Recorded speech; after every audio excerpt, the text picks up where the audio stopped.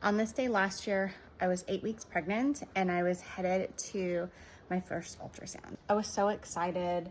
We'd been trying for a while to get pregnant. I finally found a provider who was able to help me, and it was my first round of Clomid, which actually helped me ovulate, and I was able to get pregnant.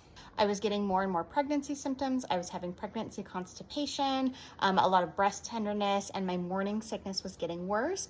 So I had no worries in my mind when I went to this appointment. When I got there, we talked about the plan. I'd never been pregnant before. I was meeting with one of the midwives at the clinic, and then she was training a nurse practitioner who was new to their practice. So she was just learning the flow of the clinic and was shadowing her. So we talked about what the next steps were going to be, what it was going to look like. Once all of my pregnancy questions were answered, we started the vaginal ultrasound. I got on the table, and then they put in the ultrasound wand inside and started looking around. And the first thing she said was, "There's your baby." And I was so excited to hear those words. So she's trying to get a full picture of the baby, and she can't quite get the full picture. And so she asked if the nurse practitioner can step in because she had a little bit more experience with some of the early pregnancy ultrasounds. So I was like, oh yeah, that's fine. So she comes in, works her magic, and is able to see the whole baby. So then they asked me how far along I was, because I was 8 weeks, but the baby wasn't measuring 8 weeks.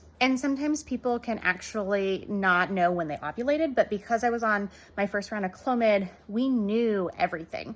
I was doing labs. I did a follicle check with the vaginal ultrasound. My doctor knew exactly when I ovulated. And so I absolutely knew that I was 8 weeks on that day. So then they explained to me that my baby was only measuring at 6.5 weeks. And then they told me that they couldn't hear heartbeats. And then they had to explain that even at 6.5 weeks, they should have been able to hear my baby's heartbeat. So then they had to tell me that my baby did not survive, that I was no longer pregnant, but my body hadn't recognized that I had lost the baby. And so I was actually in a miscarriage, and I was devastated.